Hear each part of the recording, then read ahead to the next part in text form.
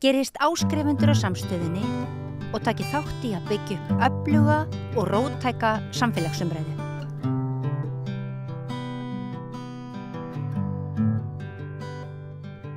Komið sæl og blessuð og hjertalega velkomin hér eftir að rauðaborðinu.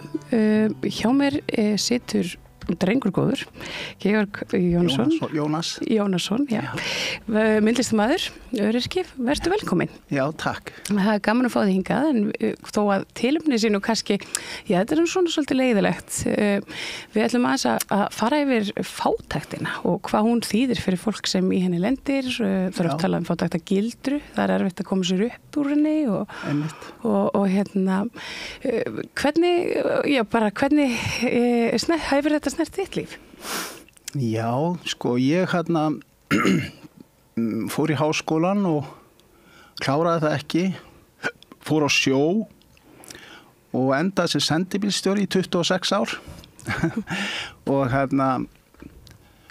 svo missi ég heilsuna og er á leigumarkaði á sama tíma og lendi að ég fer bara að lifa í sára fátækt, raunverulegri sára fátækt. Ég var á sveitinni, ég var svona sveitómægi eins og maður kallar í gamla daga og var bara á strípuðum bótum frá Reykjavíkurborg og leið var ég á leigumarkaði á þessum tíma og fór bara á milli, ég fór að skulda leigu og þetta var bara mjög erfitt, sko, enda bara í herbergi hjá mömmu. Já.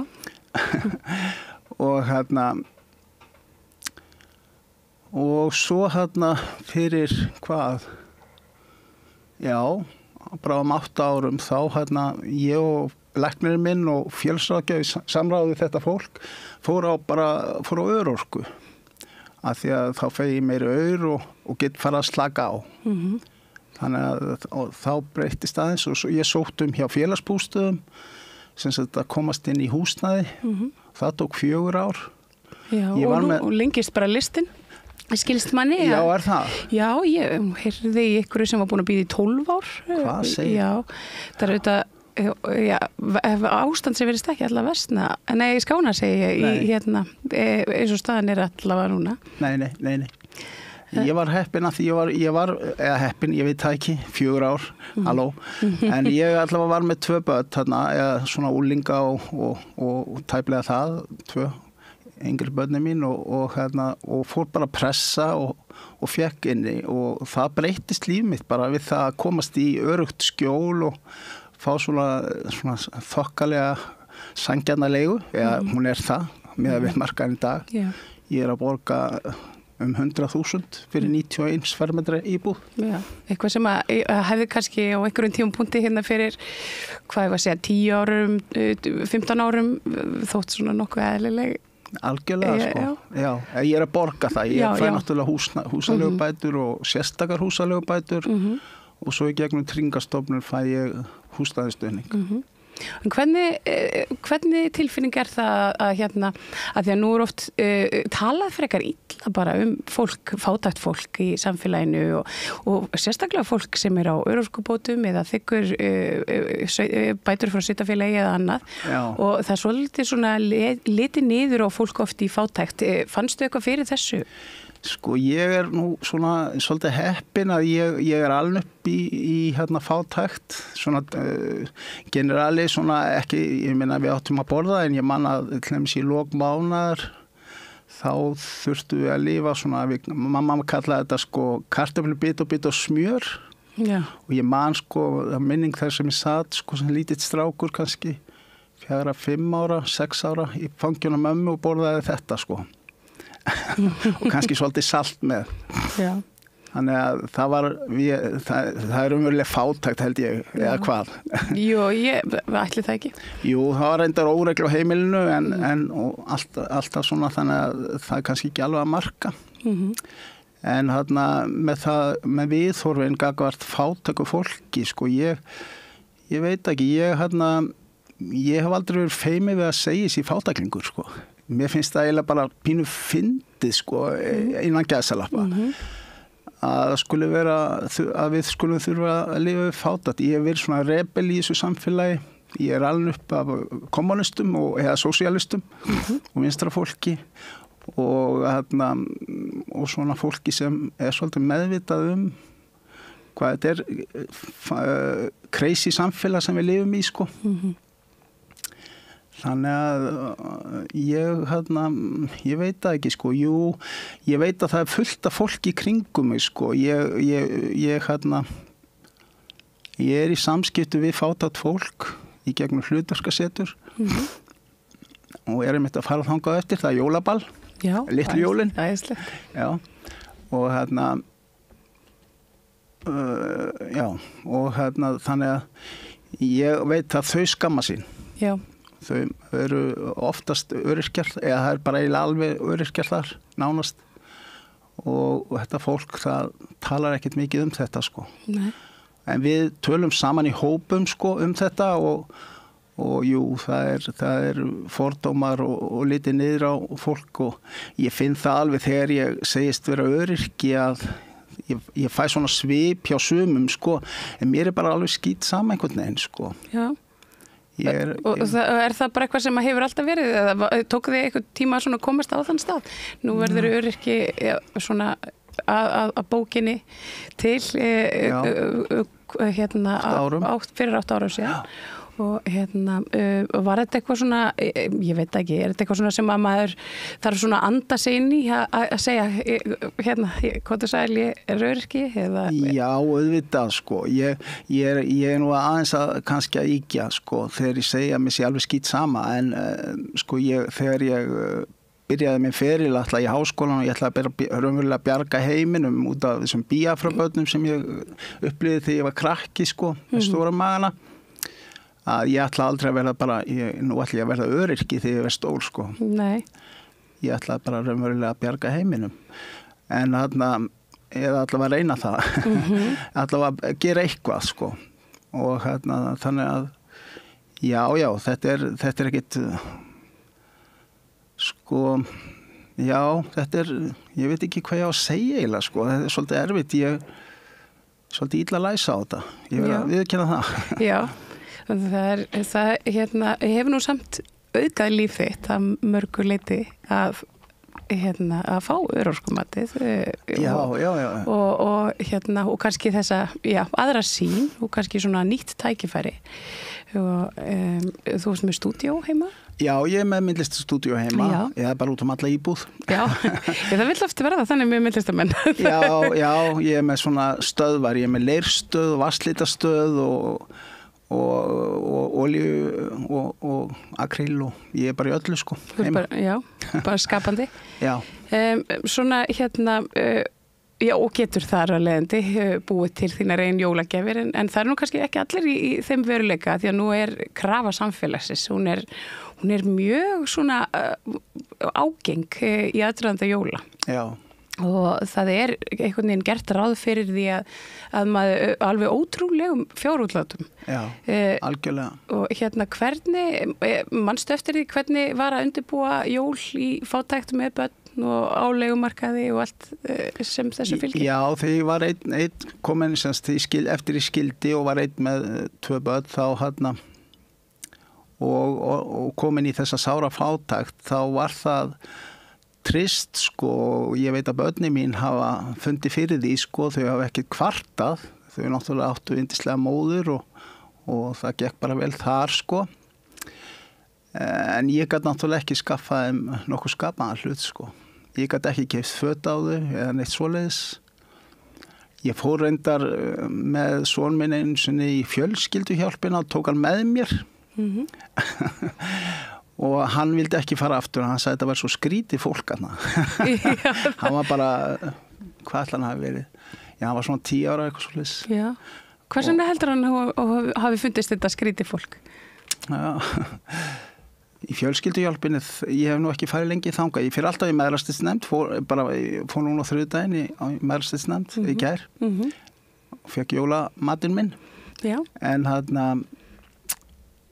þetta var mikið, sko, ég veit það ekki.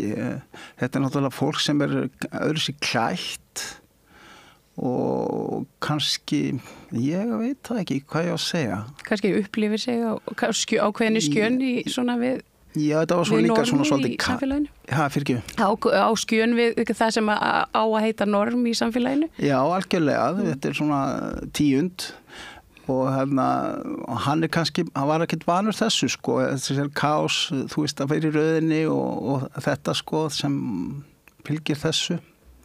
Þetta svona niðurlægingarferli að fara í gegnum þessa stöðvar sko. Sem að fara í mæðrasteinsnefnd eða fjölskylduhjálp. Þetta náttúrulega gríðarleg niðurlæging. Já, hvað svona? Ég man eftir því sko þegar ég fór fyrst, það var bara, ég var með í maganum sko. Og svo átti ég eftir að hitta mömmu í röðinni líka. Já, í Mæró. Segðu okkur hans frá því. Já, það var mjög trist sko. Það voru ekki miklu sambandi, ég og mamma og ég vissi ekkert að hún væri að þiggja svona aðstóð. Hún var nú ekki komin að ellilífeyri þá. Jú, hún var komin að ellilífeyri. Jú, hún var komin að og bara lifði í raun og veru við fátækt sko. Hún var bara að reyna að halda sinni íbúð sko. Og það fór bara allt í það. Þannig að hún var búin að gera þetta svolítið tíma sko. Svo kom að því að ég lifði þarna í sárafátækt og var á leigumarkaði áðurinn ég fór til hennar svo, endaði þar og ég bara hugsaði, ég á ekki matinn, ég er hann svangur og ískapurinn tómur, bara raunveruleikinn sko. Og ég tók bara ákvörðun það, ég verð að gera eitthvað, ég verð að fá að borða og fór í Mæró í röðina og þar hitti ég bara mömmu. Hvað sagði mamma þín þegar hún sá þig þannig? Hún náttúrulega vissi að ég var í vandræðum sko, en eða svona, ég held hún hafi vitað það, en já, kannski var þetta svona mikið áfall að ég man ekki alveg, ég bara man að þetta var rosalega óþægilegt. Hún var með vinkonu sinni þarna og Gosa og hundinn. Vá, já, þetta var rosalegt moment sko. Já, einmitt. Ég hef bara ekki drifjað þetta upp í sjálf og sér, kannski bara ekki viljað það sko. Nei. En þetta var mjög erfitt. Er þetta eitthvað sem að þið rædduð seinna meir? Nei, svo fór þetta bara, nei, við ræddum þetta í sjálf og sér ekki, en nei, ekkert, sko, fyrir henni, hún er svona, eins og ég sagði sko, hún er svona rebell og vinstri manneskja og þú veist, bara verkakona par excellence, alla sín ævi og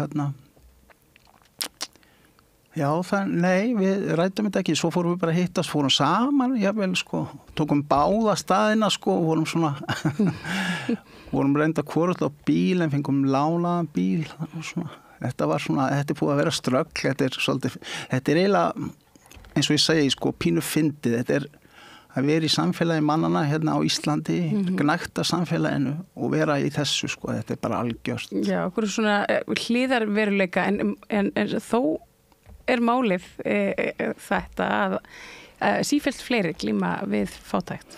Já. Og það er bara vaxandi hópur í samfélaginu og það er í rauninni, það er þessi millistjætt sem áður fer svona minkandi og meðan að þeir sem eru svona, við fátækrar og undir fátækrar mörkum, þeim fjölgar eftir því sem að samfélagið verður ríkara.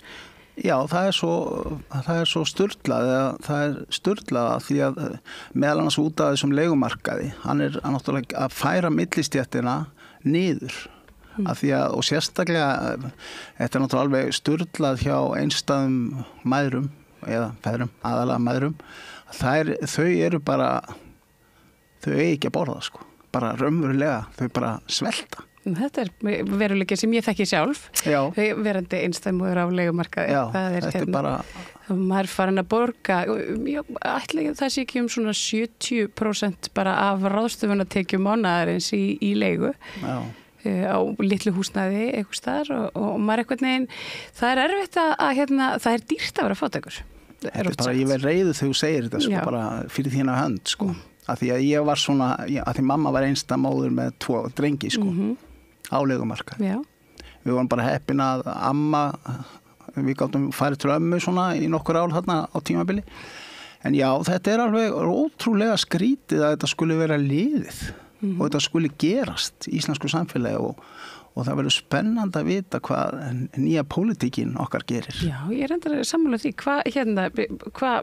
Hver svona þín von fyrir nýja ríkisstjórn? Það þegar ég sá Kristrúnu fyrst, ég náttúrulega kaus sósíalista og ég bara felli að sára mitt atkvæð skuli ekki hafa skila sér í einhverju, og en þegar ég sá Kristrúnu fyrst, þá var ég rosalega hrifinn og sérstaklega eftir djúpt viðtal sem Gunnar Smári átti við hana hérna á Samstöðinni, þá sá ég það og gat lesið á milli línana og hún sagði það svo sem líka. Hún vill ekki segja mikið. Það er mín skilning. Hún er svolítið svona pólitíkus bara. Já. Svona í orðsins fyllstu. Algjörlega og ég ber bara miklar vonir til hennar eins og ég gerði nú í Katrínu, hugsið ykkur. En ég trúi því að hún sé með agenda, svona 12 ára agenda. Og hún ætlar að byrja á þessum einhverjum 3-4 svona megin málum, en hún Evrópusinni, ég veit það alveg 100%, ég alveg 90% viss það. Og svo sjávarútvegskerfið, hún vill taka á því, en hún ætlar að byrja á einhverjum fáum málum og það bara mjög skynsamlegt held ég.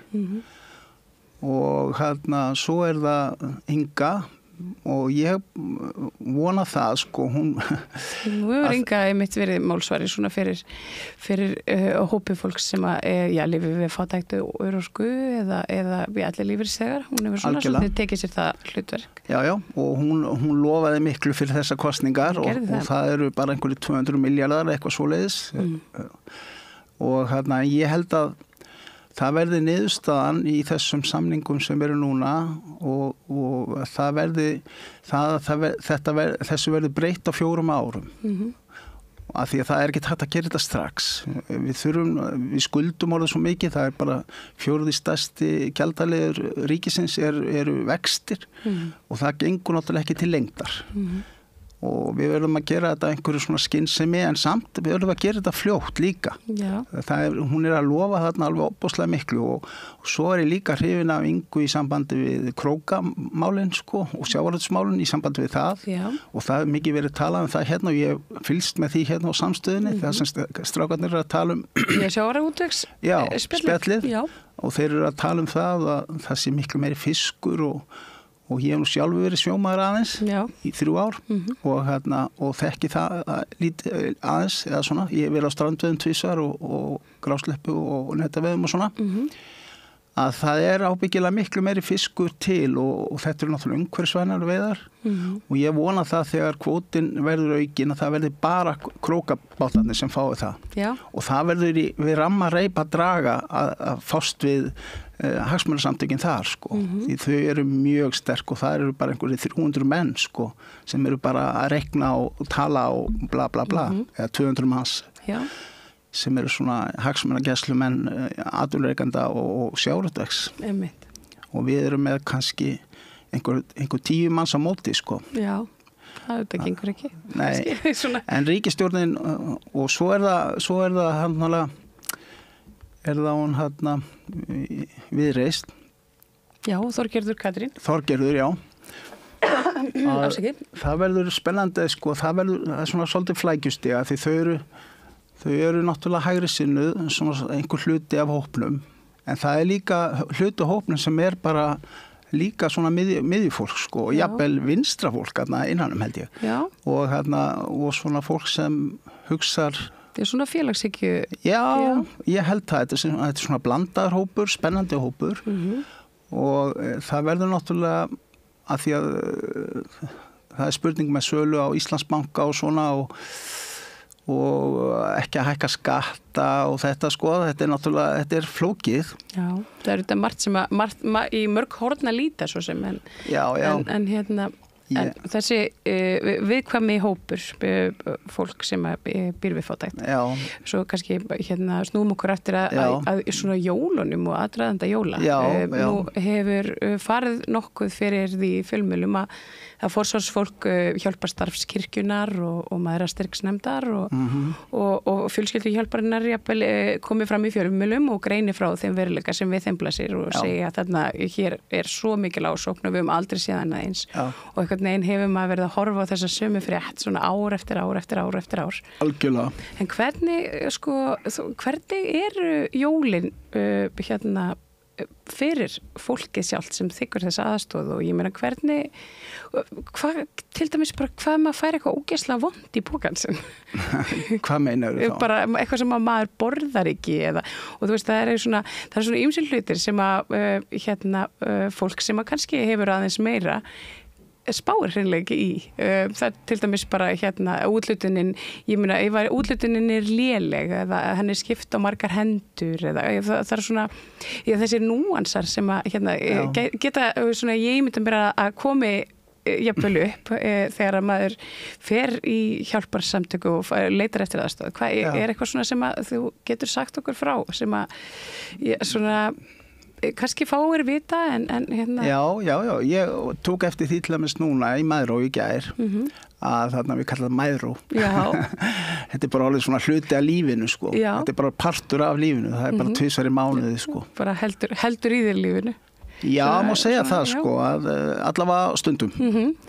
Ég nú svona heppin, ég ekki með börn núna og framfæri þau eru öll alveg fullorðin og svona, þannig að það ekki alveg að marka mig, en ég umgengs mikið fólk sem á börn og til dæmis ég þekki konu sem á 5 börn, hugsaðu þér, býr í Hafnarfirði og ég fyrir bara Já, einmitt, að því þetta er erfitt ég sé að þú fær tár í augun hugsa Já, ég geri það sko þetta er erfitt að horfa upp á fólk sem ég þekki og lifir við bara fátækt og er með börn sko, það er að versta sko. Já, og hvers vegna er það erfitt að vera með börn en ekki?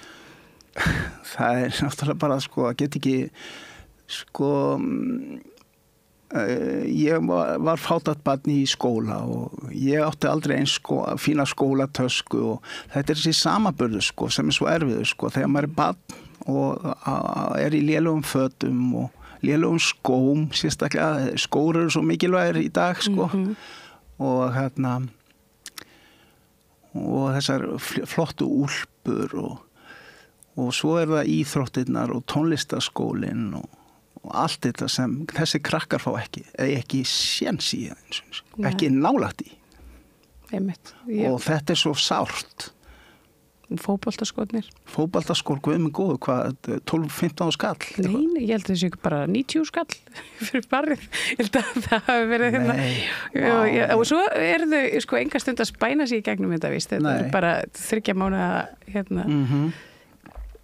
90.000. Já, ég heyrði það fyrir einni sem var það er einhverja atvinnumannaskór einhverjir. Já, þetta var, hún var með svona, hún á svona duglegan fótboltadreng og var að segja mig frá þessu og var einhvern veginn að skoða að kaupa hérna fyrir 90.000 króna sko og ég hugsaði sjálf bara, wow, 90.000 bara allt sem ég geti gert fyrir þann pening, hugsaði ég með mér en það er kannski svolítið þannig sem maður hugsa pening þegar maður á lítið af honum.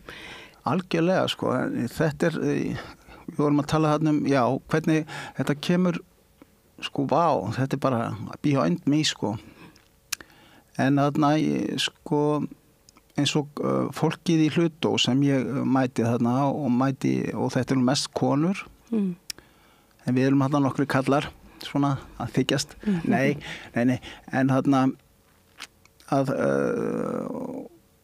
og sko að reka barn það sko svo vel sé og gera það vel það er bara heilmikið mál sko í dag það kostar allt svo mikið og og þessar konur þær eru bara að þjást í raun og veru fyrir hönd barnanna sinna og börnin náttúrulega finna fyrir þessu í skólanum þessi, eins og ég sagði þessi samanburður sko, hann er alveg harður sko. Og svona jólin kannski komi verst niður á þessum einstaklingum. Já, og svo jólagjafirnar, já, og þú varst að tala með einmitt þessi súri pakki sem maður fær, sko. Ég man eftir því sjálfur, sko. Ég man að við fengum, sko, svona kassa, ég man að við bjóð hjá ömmu. Og þetta var alltaf svolítið sérstakt að það kom svona, það var kaupmaður sem amma þekkti, amma vann í leikhúsinu, var hárgreiðslumeistari í Þjóðleikhúsinu í 23 ár og þannig ég fekk að kynnast leikhúsinu. Við fengum alltaf svona kassa, kom kassi heim og það var sko, og við vorum alltaf sko strákarnir, ég og Halldór bróðir, að þarna við vorum alltaf að vona, en það var bara, þú veist, það var hveiti, sykur, það var sko basic thing bara til að fá að borða. Það var bara þannig. Þetta var bara þannig. Samt var amma sko ríkisstarfsmaður, en það var bara, þú veist, það var bara lítið. Já. Hún þurfti að reka sitt heimili og hún keypti á Verkó í Stangarholtinu og það var bara, hún skildi sko og svo dó afi og þannig að hún var bara ein með sín börn og svo komum við þarna inn á heimilið setna þegar mamma kom tilbaka eftir skilnað, sko. En það jólaútlutanirnar. Já. Það sem að, þú varst að tala um vinkonu sem er með 5 börn og það er auðvitað ólíkt fólk. Þetta er auðvitað bara ekkert eitthvað ein tegund af fólk, þetta er alls konar fólk. Já. Sko, það eru ákveðnir hópar, ég meina, hefur til dæmis bara mitt eftir í hug, eitthvað tíma lent í því að kynnast mannesku svona í gegnum þessar kannski útlutanir eða hlutverkasetur eitthvað svo leiðis, eitthvað mannesku sem svona kemst upp úr fátæktinni og svona heimsækir eitthvað svona setna meir á Teslunni sinni og svona segir sælufélagar. Nei, ég hef aldrei. Nei? Öll þessi ár. Nei. Ég hef aldrei heyrt þessa spurningu áður og aldrei spáði í þetta, en þegar þú segir þetta aldrei nokkuð tíman. Ég held að það er vegna þess að ástandið er að versna. Það er bara staðreynd í íslensku samfélagi að sko þeir sem eru fátækir og jafnvel sko kannski 10, þetta er orðið 20-30% þjóðarinnar sem, 30% þjóðarinnar, þriðjungur þjóðarinnar sem er fann að ströggla verulega. Það er bara staðreynd. Já. Það er bara staðreynd út af þessum leigumarkaði og svo líka þó að fólk sé að kaupa sér, þá er vaxtastigið svo hátt og að svo matakarfan og allt. Já, maturinn og hann er að hækka núna, þannig að maður skilur þetta ekki alveg og þetta er skrítið hvernig þetta samfélag hefur þróast síðastliðin ár.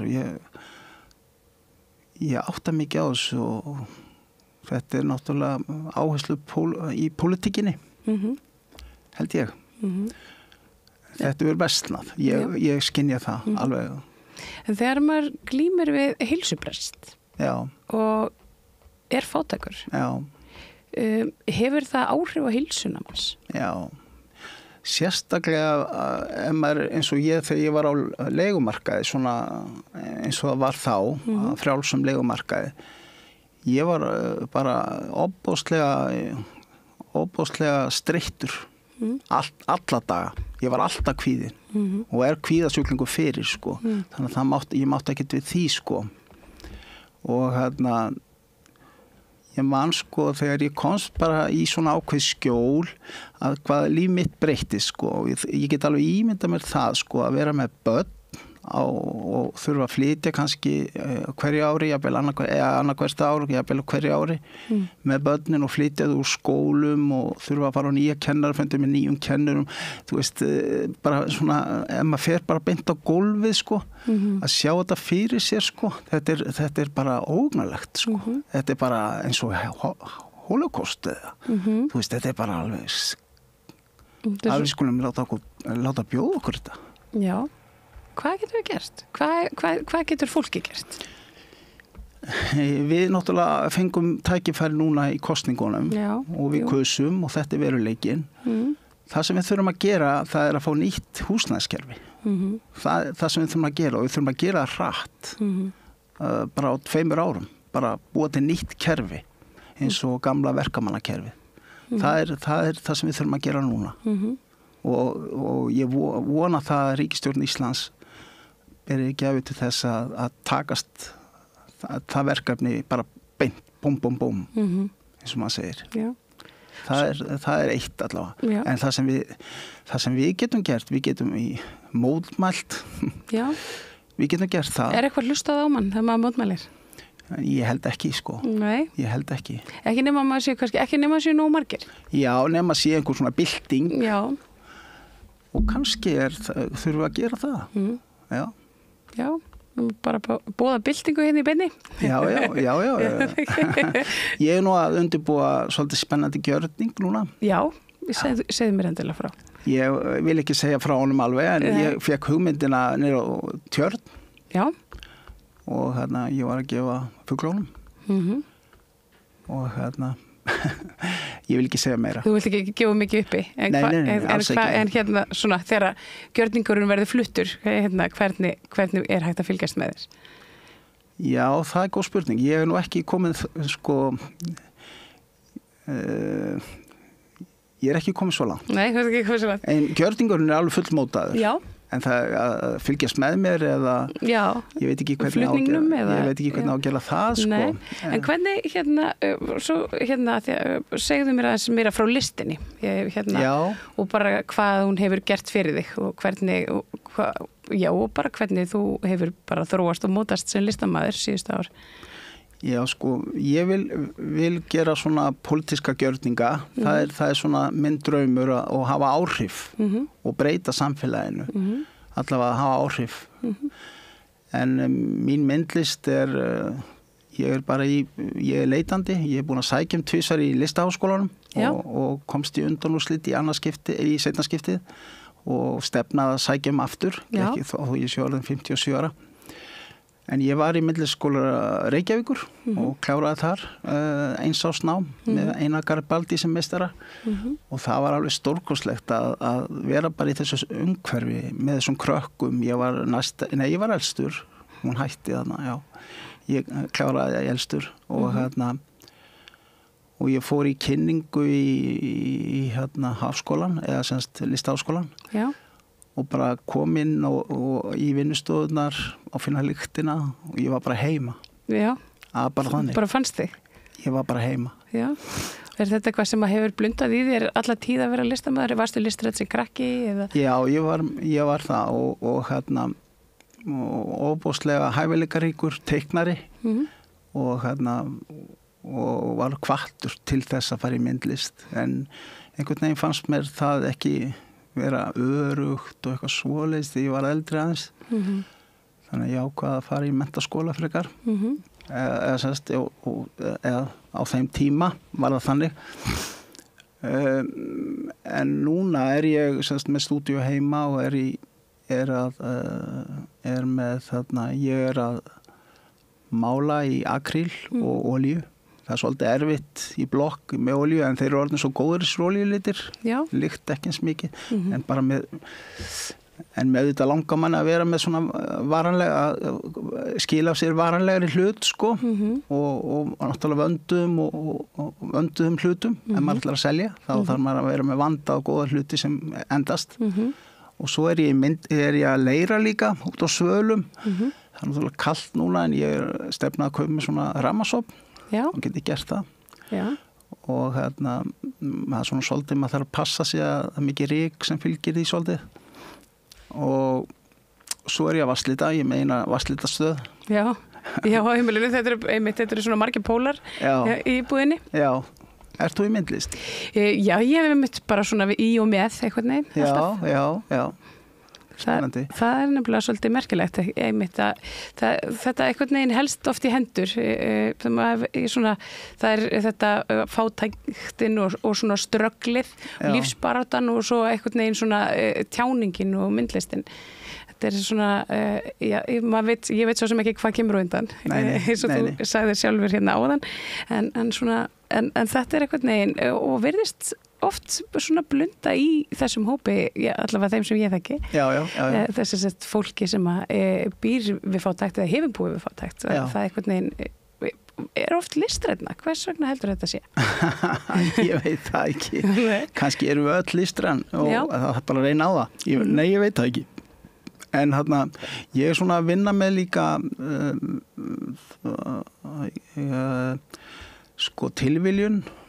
Það er hugleikið, en það sem ég er mest að gera núna, það er að ég er að vinna með innsæði mitt og reyna að læra það, ég er að læra það kemur svona búm, þá kemur inn í innsæðið sko, þegar þú kemst inn í innsæðið sko, ég sá heimildamynd David Bowie og hann einmitt lét innsæði stjórna sér rosalega mikið og gerði rosalega mikið að tilraunum og mistókst alveg ofsalega mikið. Þegar þú sér innsæði þá ertu að tala þessa innri rödd svona sem að maður svolítið hunsar svona í dagsins amstri. Já, og sko þegar það kemur að fara bara beint í verkið sko og gera það bara búm, eins og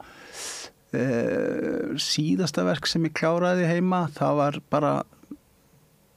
var bara stríi eða hvítur strammi og ég bara byrjaði búm og ég notaði puttana, þú veist, það var eftir ræðu, það var eftir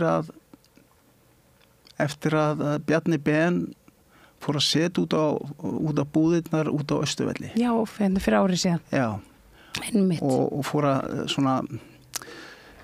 að tengja þetta við hryðjuverk. Einmitt. Og þá tók ég bara ég var með 90x90 format og bláan, svartan og 2 bláa og svartan og ég byrjaði bara með puttunum og það er svo skrítið að en maður eldir bara algjörlega innsæði sitt, gjörsamlega, því að mistast kannski 50%, en þessi mynd hún skilaði sér, hún heiti Fuglar og það er bara, þú sér kannski einn svona almennilegan fugl, ég skilði hana eftir á, af því að ég byrjaði bara, ég vissi ekkert hvað ég var að fara að gera. Nei, það bara kom einhvern veginn? Já, og svo bara kom þessi mynd og það var bara einn svona fugl sem sást sko, sem þú raunverulega sást af fugl. En að því að það er bara einn fugl, þá verður myndin bara fuglar, punktar og svona og þú tengir þetta verða bara svona fuglager, skilur mig, eins og hann var að búa til, sko, hann Bjarni, ég veit ekki hvort þú skilur hvað ég er að meina. Sko, svona, þetta var svona, já, hann tók þarna og setti undir einn hatt marga ólíka fugla. Þetta bara skilaði sér svona. Já. Og sko, ég held að þetta sé eitthvað svona universal. Já. Ég trúi því. Já. Það allavega, það gerir það. Að þetta, já. Áður en að ég hleypi þér út í daginn, er hægt að skoða myndlistina þína eitthvað? Ertu eitthvað að sýna hana eða? Ég hef verið með eina sýningu bara á Laugavegur 66 heitir, já, en ég hef ekki sýnt mikið og á það inni að markasetja mig, en jú, það er þetta að fara bara á Facebook og sjá það þar, sko. Það er nú margir sem að kaupa listum jólin. Já, einmitt, algjörlega, já. Það er hægt að kaupa lista þér? Já, ég er búin að selja eina mynd. Já, flott.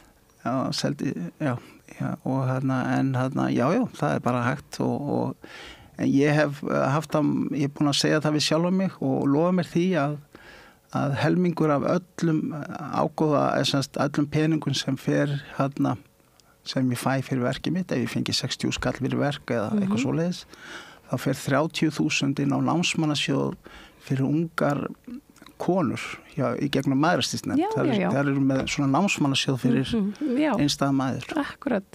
Ég er búin að lofa mér því. Já, það er bara frábært. Þakka þér fyrir það. Já, það er nú bara lítið. Það er bara sjálfsagt að skila tilbaka. Já. Georg, þakka þér kærlega fyrir að koma og ræða í þetta skemmtilega samtal erfiðan hlut. Já. Gleðileg jól og ég vona bara að lista geðjan leiki við þig núna hátíðarnar. Já, takk. Og hlustendur, ég bið ykkur að hingra augnablik því að eftir auglýsingar kemur hér meira og spennandi efni. Allt það besta er ókeypis. knúsaðu vini þína. Samstöðin þar sem manneskjurnar koma saman. Sósíalistaflokkur Íslands óskar landsmönnum öllum gleðilegri hátíða og farsældar í baráttu sinni á nýju ári. Þökkum stuðningin á árinu sem að líða. Sósíalistaflokkur Íslands.